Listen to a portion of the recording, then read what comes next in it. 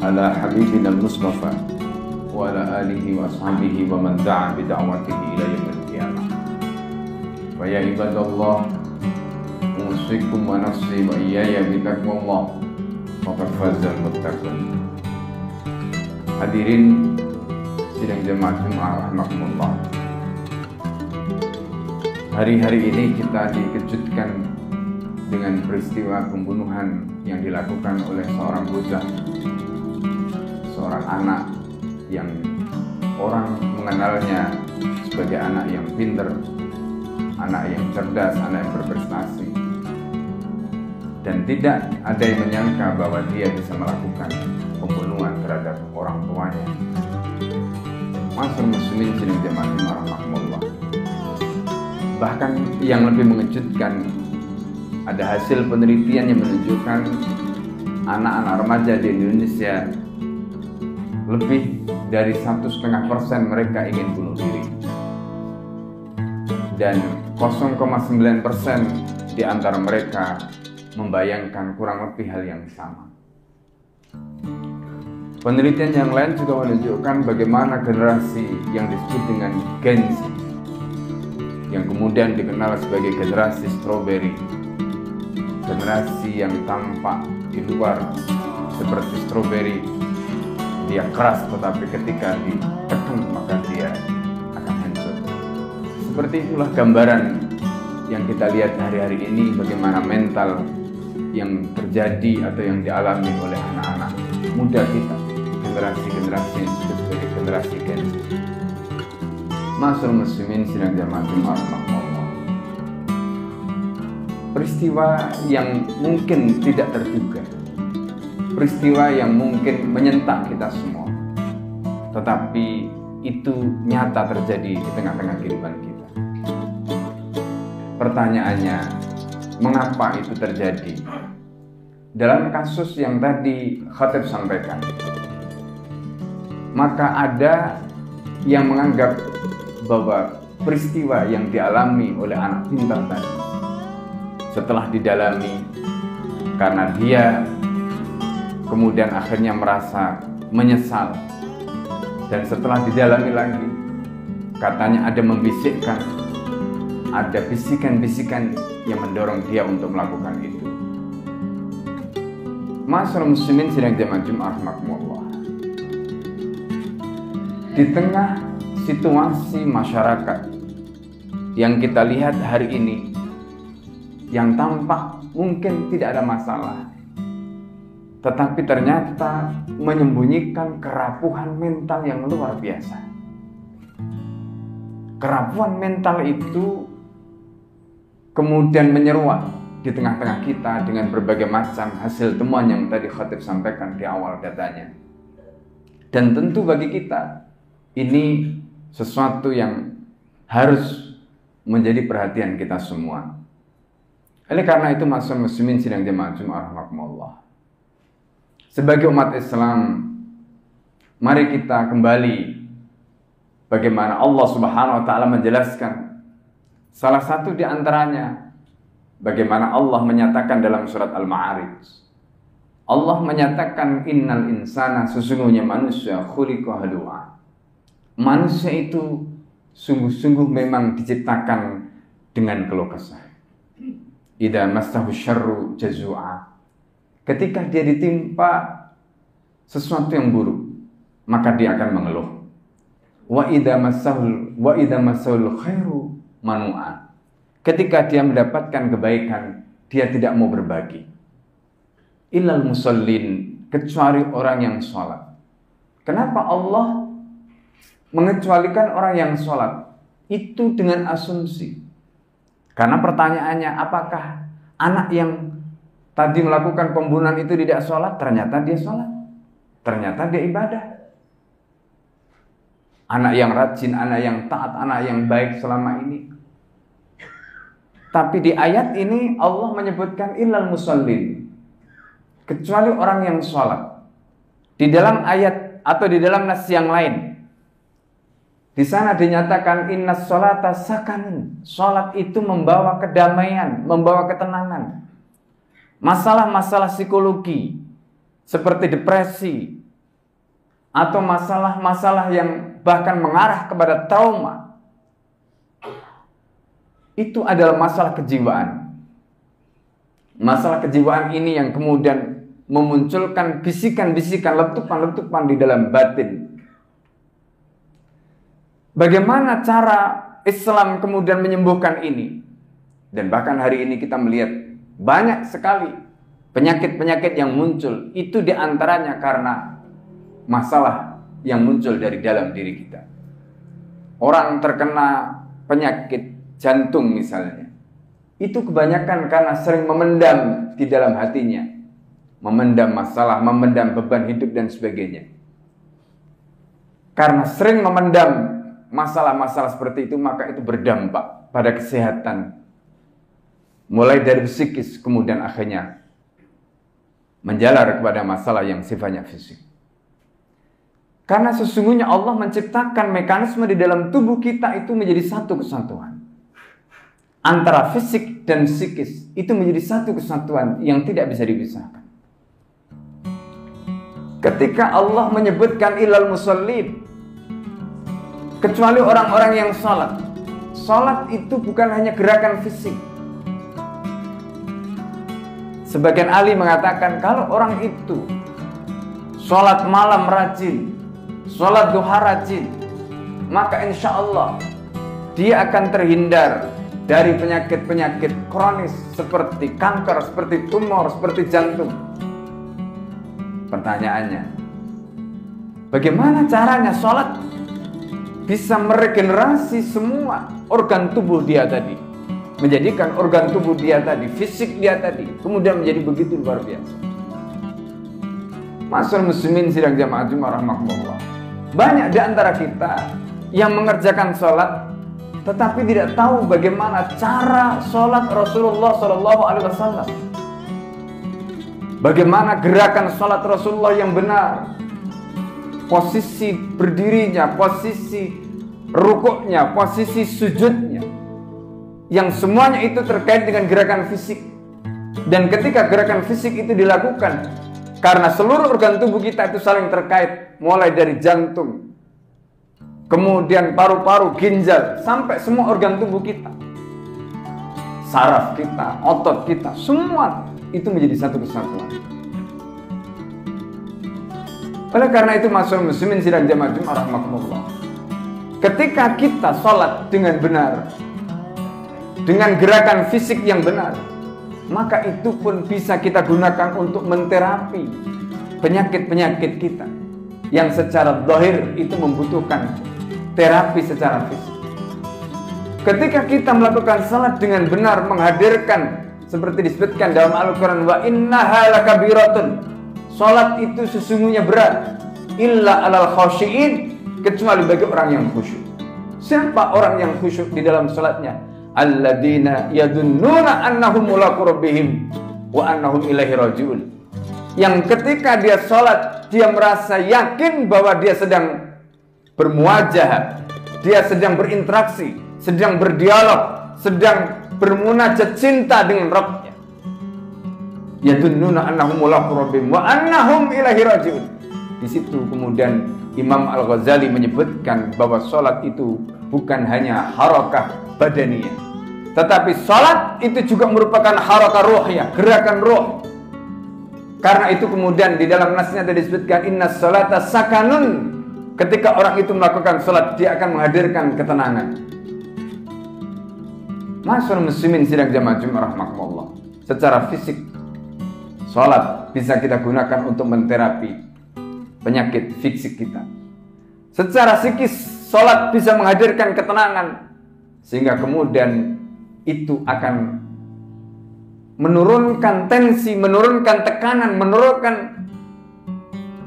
depresi yang mungkin menjangkit psikologi atau perasaan atau hati kita. Oleh karena itu, Allah di dalam ayat tadi menyatakan illal musallin, kecuali orang yang sholat, dengan catatan gerakannya benar, kemudian dia betul-betul menghadirkan maknanya sholat di dalam sholatnya tadi, sehingga kemudian hikmah dari sholat membawa ketenangan, kedamaian itu betul-betul dia dapatkan. Ini yang disebutkan dalam ayat tadi. Kemudian ayat berikutnya Allah mengatakan alladzina hum ala salatihim daimun, yaitu orang-orang yang mereka betul-betul menjaga salatnya dengan daimun, dengan istiqomah, dengan ajak. Salatnya dijaga betul. Dan salat itu mengajarkan kita kedisiplinan. Salat itu mendidik mental kita, kepasrahan, ketundukan, termasuk juga kesadaran bahwa kita punya keterbatasan. Orang-orang yang mengalami apa yang disebut dengan mental illness, gangguan mental, maka ketika dia mengalami itu sesungguhnya karena dia punya sesuatu yang ingin dia raih kemudian dia tidak mendapatkan. Kenapa? Karena dia punya keterbatasan. Tetapi ketika dia menyadari bahwa dia punya zat yang menjadi sandaran dan zat itu adalah Allah yang maha, maka kemudian dia merasa lega karena dia telah menyerahkan urusan dia kepada zat itu. Dia telah bersandar dan dia sandarkan urusannya kepada zat itu. Disitulah kemudian dia akan menemukan kedamaian. Disitulah dia akan menemukan ketenangan, di mana faktor kecemasan, kekhawatiran, kegundahan, kegelisahan tadi itu kemudian hilang ketika dia serahkan urusannya kepada Allah. Akidah tawakal menjadikan Allah wa 'alallah falyatawakkalul mutawakkilun, dan hanya kepada Allah hendaknya orang-orang yang bertawakal itu menyerahkan diri. Ketika kita mengembalikan semuanya kepada Allah, hati kita sandarkan pada Allah, maka problem-problem psikologi, beban-beban mental, psikis, termasuk juga beban hidup yang kita alami, itu seketika akan hilang. Karena kita sandarkan, kita kembalikan, kita memohonkan kepada Allah Subhanahu wa taala. Al-Wakil. Apalagi kemudian dia hadirkan hasbunallah wa ni'mal wakil, ni'mal maula wa ni'man nasir. Bagi kami cukuplah Allah, hasbunallah wa ni'mal wakil. Dan Allah adalah ni'mal wakil, wakil yang terbaik, sebaik-baiknya wakil. Wa ni'man nasir. Dan Allah adalah zat yang maha penolong dan terbaik, sebaik-baik penolong. Begitu. La haula wala quwwata illa billahil aliyil azim. Ketika kita mengucapkan la haula wala quwwata, tidak ada daya, tidak ada kekuatan illa billah, kecuali semuanya kembali bersandar hanya dengan kekuatan Allah, hanya dengan dayanya Allah semua. Ketika dikembalikan ke situ, maka beban-beban dalam benak kita akan runtuh, akan hilang. Masuk muslimin sidang jemaah Jumat rahmatullah. Kesalahan manusia itu karena akidahnya rapuh. Karena dia mengandalkan hukum ikhtiar. Karena dia mengandalkan hukum sebab akibat. Bahwa kita harus melakukan hukum sebab akibat. Kita harus bekerja. Kita harus belajar. Tetapi dengan bekerja dan belajar itu bukan faktor penentu yang menentukan kesuksesan kita. Karena yang menentukan kesuksesan kita itu adalah taufiknya Allah Subhanahu wa ta'ala. Wa ma taufiqi illa billah. Itu kata Allah. Artinya apa? Ketika kita sukses bukan karena belajar kita. Ketika kita sukses bukan semata-mata karena ikhtiar kita. Tapi ikhtiar, kalau bukan karena Allah yang menghendaki kesuksesan itu datang, maka ikhtiar kita tidak ada artinya. Meskipun tetap mendapatkan pahala, itu pun kalau kita sandarkan pada perintah Allah. Ma'asyiral muslimin sidang jemaah Jumat rahmatullah. Ketika kita memiliki pemahaman seperti itu, bagaimana kita ikhtiar normal saja, bagaimana kita belajar normal saja. Kemudian selebihnya kita bersandar pada Allah. Menggabungkan antara ikhtiar dengan kekuatan Allah, inilah yang nanti akan mendatangkan taufik, kesuksesan, pertolongan, yang Allah Subhanahu wa taala akan turunkan. Sebaliknya kalau kita hanya mengandalkan ikhtiar, ketika kita gagal maka stres. Dan stres inilah yang kemudian memicu terjadinya entah itu depresi, entah itu mental illness, dan banyak lagi gangguan-gangguan mental tadi itu. Oleh karena itu, masyarakat muslimin sidang jamaah Jumat rahimakumullah,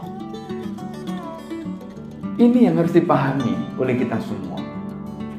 Kita tidak boleh juga hanya tawakal tanpa ikhtiar, tidak boleh. Ikhtiar tanpa tawakal juga tidak boleh. Dua-duanya harus berjalan. Karena itulah yang nanti akan mendatangkan taufik Allah Subhanahu wa taala. Karena itu ayat tadi mengingatkan kita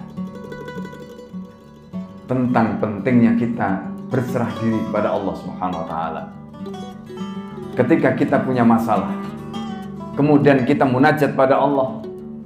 Ketika kita punya masalah, kemudian kita berserah diri kepada Allah, maka Rasulullah sallallahu alaihi wasallam mengajarkan kepada kita,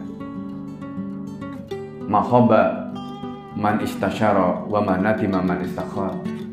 Tidak akan pernah rugi, tidak akan pernah gagal orang yang musyawarah, dan tidak akan pernah menyesal orang yang istikharah. Ilmuwan kemudian melakukan penelitian, apa hubungannya mengambil keputusan dengan istikharah?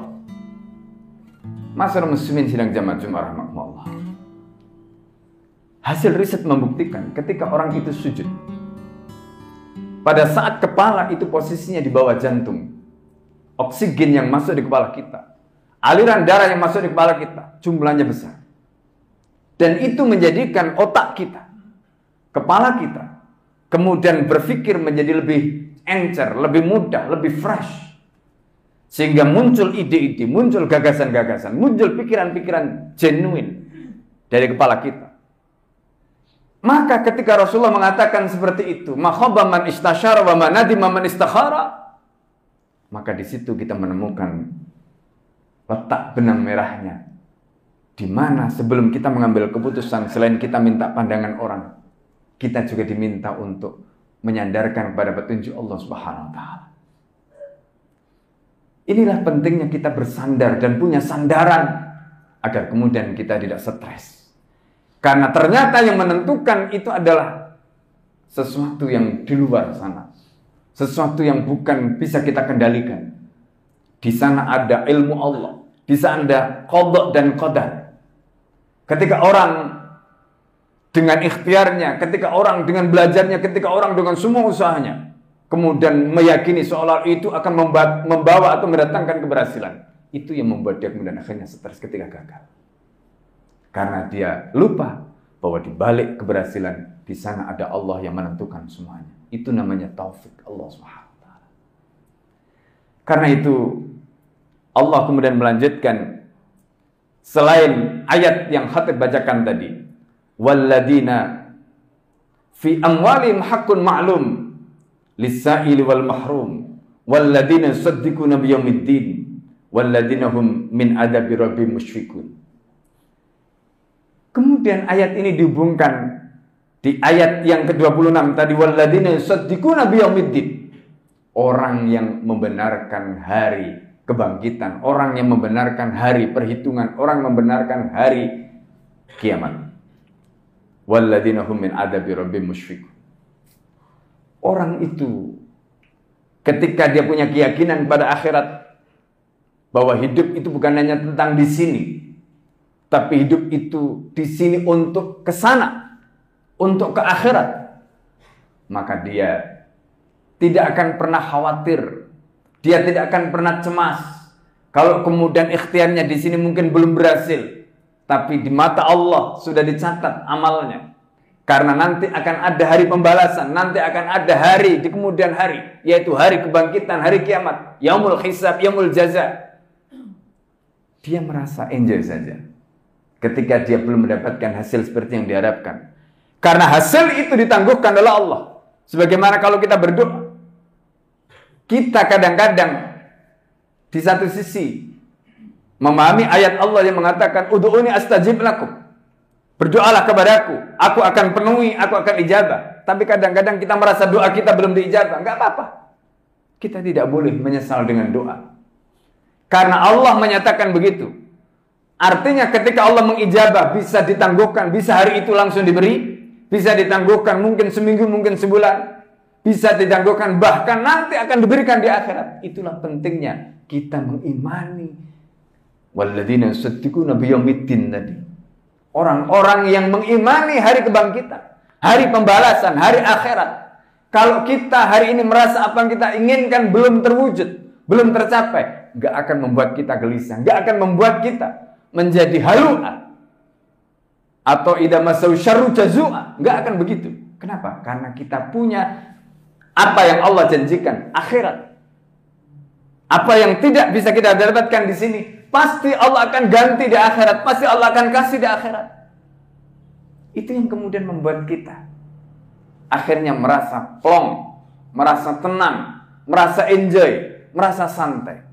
Hidup di dunia memang seperti itu, serba tidak pasti. Yang pasti semuanya nanti ada di akhirat. Itulah keimanan yang harus kita miliki, keimanan yang harus kita bangun. Kalau generasi-generasi Gen Z ini tidak dibangun akidahnya dengan mindset seperti itu, ini yang membuat kemudian mereka ingin serba instan, ingin serba cepat. Dan ketika mereka gagal, maka yang muncul adalah kekecewaan, yang muncul adalah keinginan yang ngawur seperti tadi itu. Oleh karena itu, ma'asyiral muslimin sidang jamaah rahmatullah, disinilah pentingnya Islam. Islam itu harus kita tanamkan kepada anak-anak kita, generasi-generasi muda kita, agar kemudian mereka memiliki kehidupan yang kokoh, memiliki kehidupan yang tenang, dan kemudian mereka kelak akan bisa memimpin peradaban yang gemilang di masa akan datang. Aku qouli hadza astaghfirullah li wa lakum wa lisa'iril muslimina wal muslimat wal mu'minina wal mu'minat fastaghfiruhu innahu huwal ghafurur rahim. Alhamdulillahilladzi hadana li hadza ma kunna linahtadiya laula an hadana Allah. Asyhadu an la ilaha illallah wahdahu la syarika lah wa asyhadu anna Muhammadan abduhu wa rasuluhu alladzi la nabiyya ba'dah. Allahumma salli wa sallim ala habibina al-Mustafa wa ala alihi wa ashabihi wa man da'a bi da'wati ila yaumil qiyamah. Fa ya ibadallah, usikum wa nafsi wa iyaya bi taqwallah faqad fazal muttaqun. Hadirin sidang jamaah Jumat Masjid An-Nahl yang dimuliakan oleh Allah.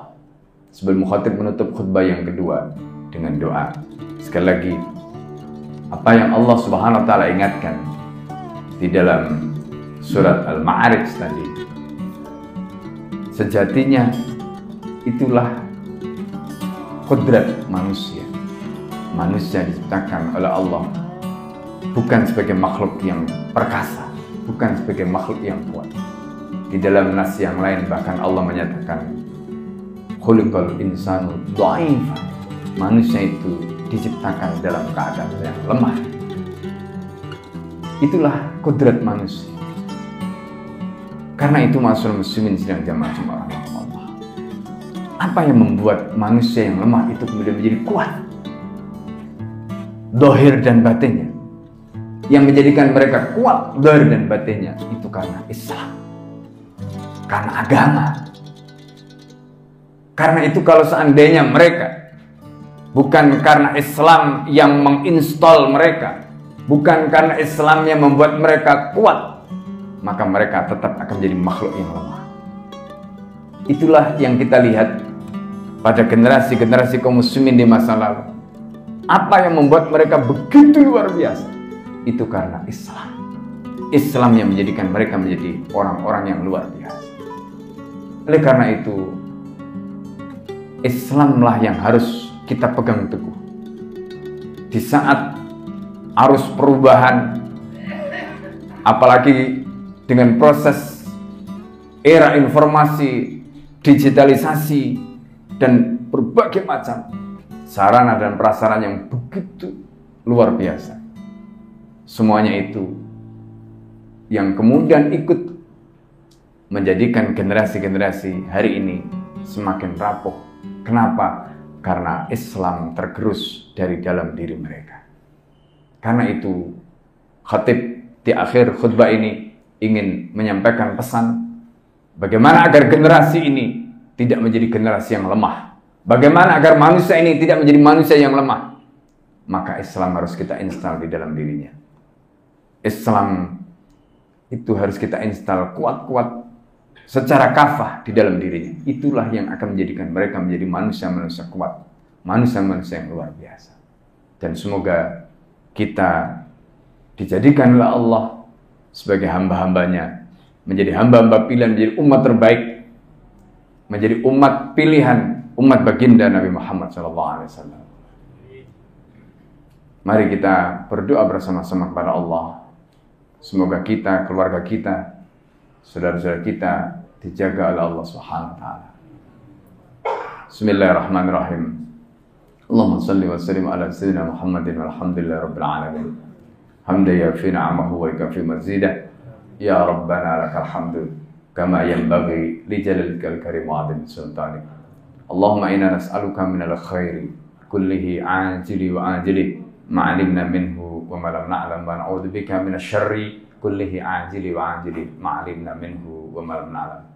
Allahumma aqsim lana min khasyyatika ma tahulu bainana wa baina ma'siyatik wa min at-ta'ati ma tuballighu bihi jannatak wa min al-yaqini ma tuhawwinu bihi 'alaina masa'ibad dunya wa mati'na Allahumma bi asma'ina wa absarina wa quwwatina abadan ma abqaitana. Allahumma aslih lana dinana alladhi huwa ismatu amrina wa aslih lana dunyana allati fiha ma'ashuna wa aslih lana akhiratana allati fiha ma'aduna waj'alil hayata ziyadatan lana fi kulli khair waj'alil mauta rahatan lana min kulli syarr.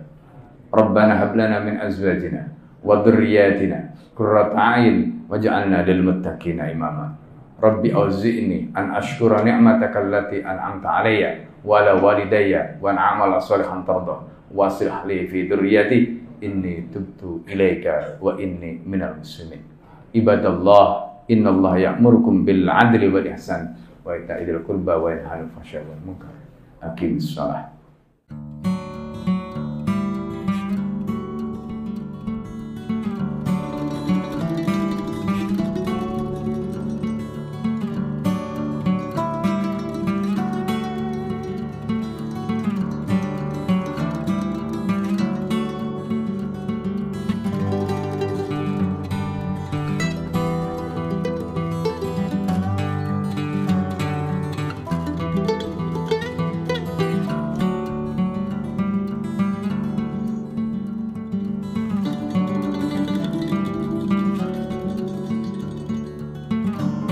Nggak cuma di hubungan antar pasangan ya, tapi bisa juga antar teman atau rekan usaha. Yang pasti narsisis enggak akan kembali. Dia hanya ingin memanipulasi kalian lagi. Sekali lagi, saya ingin kalian paham dan ingat betul mengapa kalian berada di sini. Kalian tahu apa yang udah terjadi, karena kalian udah muak dan selesai diperlakukan dengan semena-mena. Orang ini enggak bisa mencintai. Orang ini egois. Orang ini enggak bisa berubah sebesar apapun kalian pengen ini terjadi. Orang ini enggak bisa punya empati atau emosi. Orang ini akan terus-menerus bohong sama kalian. Orang ini akan terus-menerus manipulasi dan gaslight kalian. Ini orang penuh racun.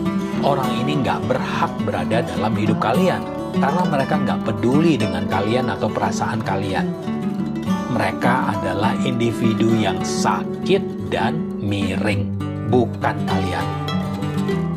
Bukannya lebih menyenangkan hidup dalam kenyataan, bebas dan bertumbuh. Lebih baik sendiri daripada menjadi gila setiap hari. Kalian nggak butuh validasi orang sakit ini. Kalian bisa belajar mengisi kekosongan diri, dimulai dengan mencintai dan merawat diri. Cinta dan perhatian mereka cuma remah rengginang, sangat nggak pantas lagi dipertahankan. Itu nggak akan pernah sepadan dengan kewarasan kalian.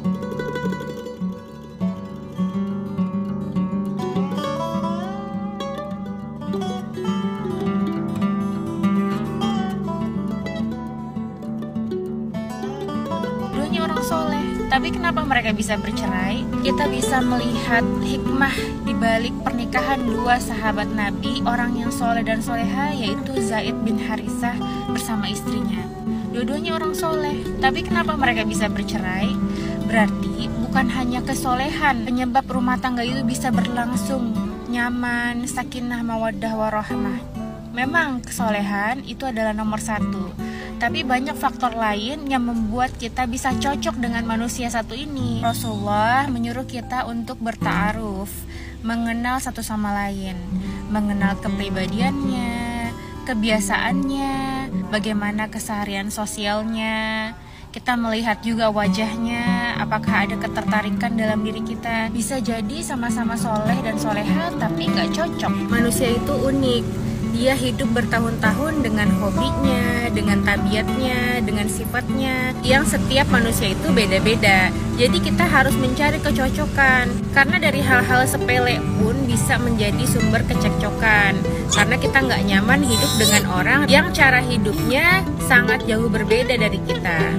Jadi kita bisa cari orang yang setara dari cara hidupnya, bisa dari sosialnya, hobinya, besaran cintanya, besaran ilmunya. Selain faktor agama, kita juga diperintahkan untuk menikahi dengan orang yang sekufu dengan kita. Bukan perihal ekonomi saja, tapi setara effortnya, dua-duanya saling belajar untuk mengetahui satu sama lain, dua-duanya saling belajar untuk menyamankan satu sama lain, kedua-duanya saling belajar untuk menjadi istri dan suami yang terbaik satu sama lain. Bukan melulu harus suami yang disembah-sembah, bukan melulu harus istri yang dimaklumi, tapi dua-duanya cintanya setara. Keinginan dua-duanya untuk bertahan itu setara. Ada kedewasaan di antara keduanya yang harus mau belajar seumur hidup untuk mempelajari satu jiwa ini. Ada penerimaan di antara keduanya, karena manusia dicari kemanapun gak ada yang sempurna, pasti ada celahnya. Kalaupun kita melihat manusia lain sempurna, itu karena kita belum berada dalam kehidupannya 24 jam. Ketika kita udah menikahinya, ternyata banyak lagi kurangnya.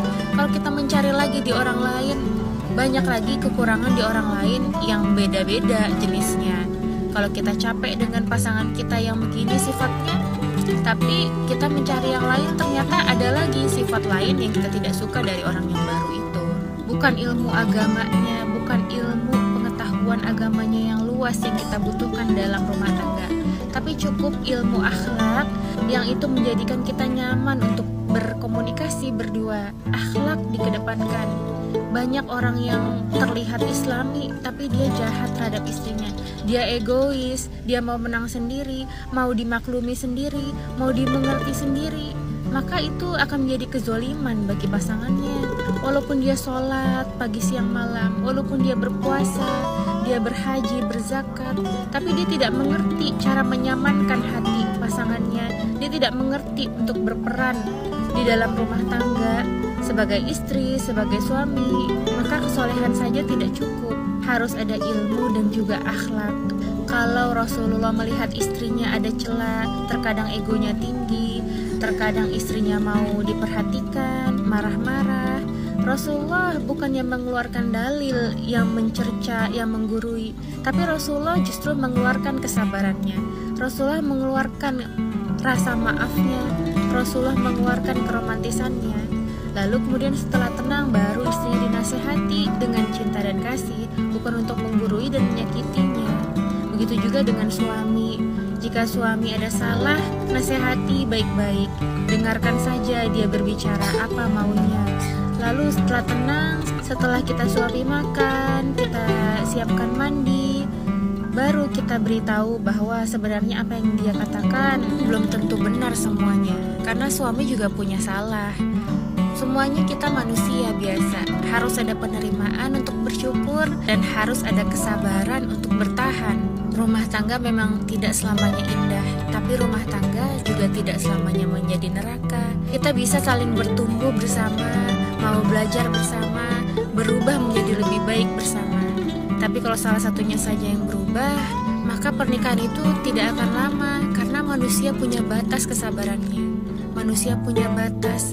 Kalau salah satu saja yang berjuang, salah satu saja yang punya effort, akan ada titik jenuh dan lelah. maka jangan sampai pasangan kita jenuh dan lelah terhadap kita. Dengarkan keluh kesahnya, jadilah sandaran paling nyaman bagi pasangan kita. Jangan biarkan mereka merasa sendirian, jangan biarkan mereka merasa terzolimi. Maka carilah pasangan yang mau sama-sama bertumbuh. Orang yang bermaksiat kemarin pun bisa menjadi baik kalau mau belajar. Tapi orang yang sudah merasa baik, sudah merasa soleh, maka dia tidak akan mau belajar karena dia sudah merasa cukup terhadap dirinya. Jadi anjuran Rasulullah untuk mencari agamanya yang baik agar bisa saling mengingatkan. Dan Rasulullah juga menyuruh kita untuk berta'aruf agar bisa mencari kecocokan. Dan Rasulullah juga menyuruh kita mencari yang akhlaknya baik, karena sebaik-baik manusia adalah yang paling baik terhadap keluarga.